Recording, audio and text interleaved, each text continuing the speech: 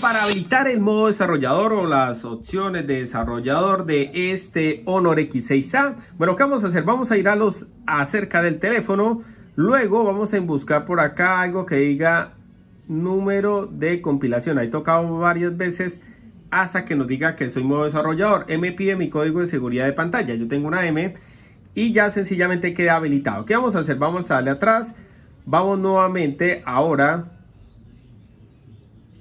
a sistemas y actualizaciones y ya por último nos aparece la opción de desarrollador. Recuerden que esto trae para activar absolutamente todo.